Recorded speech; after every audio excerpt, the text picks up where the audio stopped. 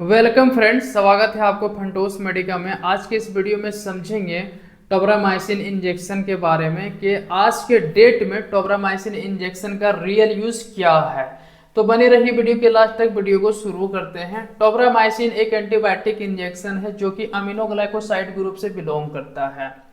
Tobramycin एक aminoglycoside antibiotic है। यह गंभीर बैक्टीरियल इन्फेक्शन में यूज किया जाता है, खासकर जब ग्राम नेगेटिव बैक्टीरिया के कारण इन्फेक्शन हो तब यूज किया जाता है। दोस्तों, टोब्रामाइसिन एक अमीनोग्लाइकोसाइड एंटीबायोटिक है और गंभीर क्रिटिकल बैक्टीरियल इन्फेक्शन में यूज होता है, और खास करके अगर ग्राम नेगेटिव बैक्टीरिया के कारण इन्फेक्शन हुआ हो तब यूज होता है। अगर आप जानना चाहते हैं कि gram negative bacteria and gram positive bacteria क्या होता है तो वीडियो के डिस्क्रिप्शन में लिंक मिल जाएगा, आप जाकर देख सकते हैं। अब समझेंगे कि टोब्रामाइसिन एंटीबायोटिक इंजेक्शन का यूज कहाँ पे होता है। Indication of tobramycin injection: RTI respiratory tract infection including है सर्दी खांसी बुखार से शुरू करके निमोनिया, ब्रोंकोनिमोनिया, इम्फाइजमा, प्लूराइटिस इत्यादि, ये सब केस में यूज होता है टोब्रामाइसिन एंटीबायोटिक इंजेक्शन का। एंड आगे है SSTI soft skin tissue infection including है फोड़ा फुंसी से शुरू करके एब्सेस, कार्बंकल, सेलुलाइटिस, वाउंड या स्किन जल गई हो जिसमें स्यूडोमोनास के खिलाफ विशेष काम करता है। दोस्तों, एसएसटीआई विभिन्न प्रकार का होता है, जैसे फोड़ा फुंसी से शुरू करके एब्सेस, कार्बंकल, सेलुलाइटिस, वाउंड, इस तरह का प्रॉब्लम होता है स्किन में, जो कि कॉमन स्टेफाइलोकोकस बैक्टीरिया के ही कारण होता है। और स्टेफाइलोकोकस एक ग्राम पॉजिटिव बैक्टीरिया है, उसके बावजूद भी टोब्रामाइसिन का स्टेफाइलोकोकस के ऊपर अच्छा एक्शन होता है। एंड आगे है कि स्किन जल गई हो, अगर स्किन जल जाता है तो इस तरह के इन्फेक्शन में एक और बैक्टीरिया आता है जिसका नाम है स्यूडोमोनास, और स्यूडोमोनास के खिलाफ विशेष काम करता है टोब्रामाइसिन। ये है एसएसटीआई में यूज टोब्रामाइसिन एंटीबायोटिक इंजेक्शन का। एंड आगे है सेप्टिसेमिया, यानी कि ब्लड में इन्फेक्शन होना, इस केस में भी यूज होता है। आगे है बोन एंड जॉइंट इन्फेक्शन में भी यूज होता है। आगे है यूटीआई यूरिनरी ट्रैक इन्फेक्शन, जिसमें पेशेंट को यूरिन पास करते समय जलन होता है, दर्द होता है, उसे कहते हैं यूटीआई। आगे है ईएनटी ईयर नोज थ्रोट। दोस्तों, ईयर में जैसे ओटाइटिस मीडिया होता है, वो चाहे एक्सटर्नल इन्फेक्शन हो या फिर इंटरनल इन्फेक्शन हो। आगे है हमारा एनोस, नाक के अंदर इन्फ्लामेशन जिसे साइनोसाइटिस कहा जाता है, इस केस में भी यूज होता है। एंड आगे है the throat infection, different type का थ्रोट इन्फेक्शन जैसे tonsillitis, pharyngitis, laryngitis, tooth and gum infection, ये सब केस में यूज होता है। आगे है जीआई गैस्ट्रोइंटेस्टाइनल इन्फेक्शन इंक्लूडिंग है डायरिया, डिसेंट्री। डायरिया हम सब लोग जानते हैं कॉमन सिजिल्ला बैक्टीरिया से होता है, और सिजिल्ला बैक्टीरिया ग्राम नेगेटिव बैक्टीरिया है, और उसके ऊपर टोब्रामाइसिन एंटीबायोटिक इंजेक्शन का अच्छा एक्शन है। एंड आगे है गायनेकोलॉजिकल प्रॉब्लम, यानी कि महिलाओं का यूटेरस में विभिन्न प्रकार का इन्फेक्शन जैसे सल्फिनजाइटिस, सर्विसाइटिस या फिर लिकोरिया, इस प्रकार के इन्फेक्शन में इस्तेमाल किया जाता है। पीआईडी में भी इस्तेमाल होता है। दोस्तों, ये था टोब्रामाइसिन एंटीबायोटिक इंजेक्शन का कॉमन यूज जो हम आपके साथ एक्सप्लेन किए। इसके अलावा हर डॉक्टर अपने एक्सपीरियंस के अकॉर्डिंग अलग अलग डिजीज में यूज कर सकता है। अब समझेंगे कि टोब्रामाइसिन एंटीबायोटिक इंजेक्शन का जो सबसे ज्यादा पॉपुलर ब्रांड है वो कौन सी है। तो टॉसिन ब्रांड है, और 80 mg 80 mg 2 ml का भायल आता है। एमआरपी की बात करें तो 49 रुपीज अप्रोक्स पड़ता है। और आगे हम बात करेंगे डोज की, तो जो डोज होता है एडल्ट को 80 mg IV या फिर IM रूट के द्वारा OD या फिर BD 5 to 7 डेज चलाया जाता है। दोस्तों, OD देना है या फिर BD देना है, 5 डेज देना है या फिर 7 डेज देना है, ये डिपेंड करता है कि पेशेंट को सीवियरिटी कितना हो रखा है, उसके अकॉर्डिंग ही चलाया जाता है। फिर भी जो कॉमन डोज लगता है 80 mg OD या फिर BD 5 to 7 days. Body weight के अकॉर्डिंग 3 to 5 mg 3 से 5 mg IV या फिर IM रूट द्वारा OD या फिर BD 5 to 7 डेज ही चलाया जाता है। रिमेंबर, लेकिन ध्यान रहे दोस्तों, वीडियो के स्टार्टिंग में हमने जैसे कहा कि टोब्रामाइसिन एंटीबायोटिक इंजेक्शन का आज के डेट में रियल यूज क्या है, वो अभी हम आपके साथ एक्सप्लेन करेंगे। आज के डेट में टोब्रामाइसिन आई ड्रॉप के रूप में सबसे ज्यादा यूज होता है, एंड सिस्टेमिक यूज कम हो गया है। दोस्तों, टोब्रामाइसिन एंटीबायोटिक इंजेक्शन ये सब केस में आज के डेट में बहुत ही रेयर यूज होता है, बहुत ही कम यूज होता है, सिस्टेमिक यूज कम हो गया है। अगर यूज करना है तो इसके साथ अदर ग्रुप का एंटीबायोटिक भी चलाना पड़ेगा, तब जाकर के रिजल्ट मिल सकता है, अन्यथा रिजल्ट मिलने वाला नहीं है। कौन कौन सी ग्रुप का मेडिसिन चलता है? पेनिसिलिन ग्रुप का चलता है, सिफालोस्पोरिन ग्रुप का चलता है, मैक्रोलाइड्स ग्रुप का चलता है, ऐसे ग्रुप का मेडिसिन चलता है। और टोब्रामाइसिन आज के डेट में जो रियल यूज है वो सिर्फ और सिर्फ आई ड्रॉप के रूप में यूज होता है।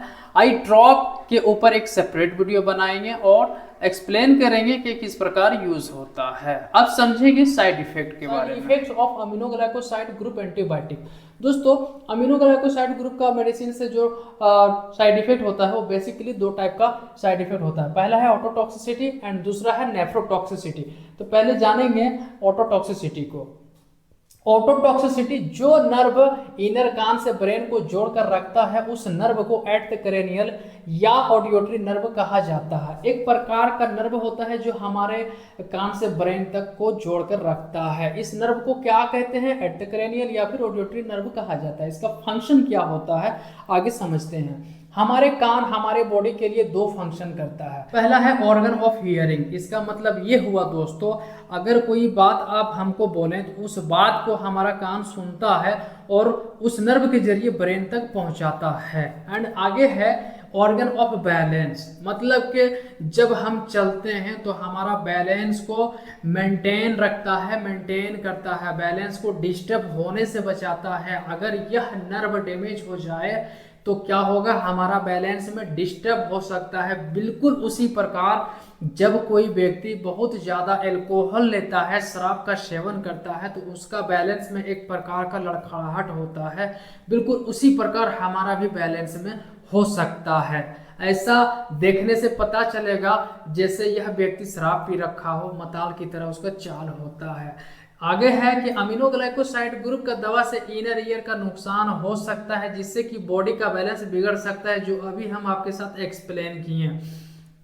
और डिफनेस हो सकता है, मतलब कि बहरापन हो सकता है। ये जो ऑर्गन ऑफ हियरिंग, ये डिफनेस हो सकता है। इस ग्रुप का सभी दवा में ये साइड इफेक्ट है, वो चाहे जेंटामाइसिन हो, अमेगासिन हो, स्ट्रेप्टोमाइसिन हो या फिर नेटिलमिसिन हो या फिर अमीनोग्लाइकोसाइड ग्रुप से कोई भी बिलोंग करने वाला एंटीबायोटिक इंजेक्टेबल मेडिसिन हो, ये सब साइड इफेक्ट हो सकता है। इसलिए जिन सबको बैलेंस डिसऑर्डर या डिफनेस की समस्या है उन सबको नहीं देना चाहिए।